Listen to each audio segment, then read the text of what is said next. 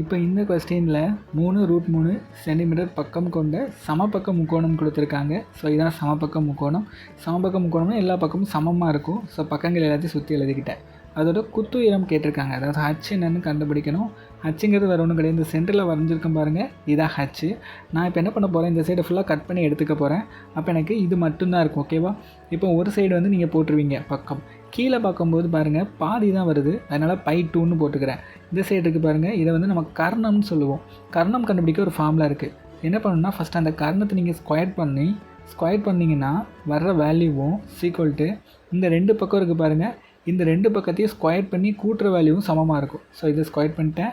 அப்போ இதையும் ஸ்கொயர் பண்ணுமா, 3√3 divided by 2 the whole square. புரியுதா?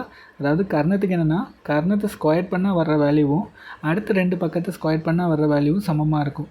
ஓகே, இப்போ h ஸ்கொயர் ப்ளஸ் இதில் பாருங்கள் 3 ஸ்கொயர் பண்ணால் 9, √3 ஸ்கொயர் பண்ணால் வெறும் 3ன்னு வரும், டிவைடட் பை 4. ஓகே, இப்போ 2 பேருக்குன்னா 27ன்னு வரும், equal to h square plus 27 divided by 4ன்னு வரும். இப்போ இந்த h ஸ்கொயரை மட்டும் இந்த சைடு வச்சுக்கிட்டு அந்த 27/4 அந்த சைடு கொண்டு போகிறேன். அப்போ 27 மைனஸ் 27 பை 4ன்னு வருமா? ஓகே, இப்போ இதை குறுக்கு பெருக்கல் பெருக்குவோம். பெருக்குனா என்ன வரும், h ஸ்கொயர் சீக்வல் டு 108ன்னு வருமா? 4ஆல் 127 பெருக்குனா மைனஸ் 27 டிவைடட் பை 4ன்னு வரும். இப்போ இது ரெண்டையும் கழிச்சா என்ன வரும், 81 டிவைடட் பை 4. நமக்கு h ஸ்கொயர்டுன்னு இருக்கா?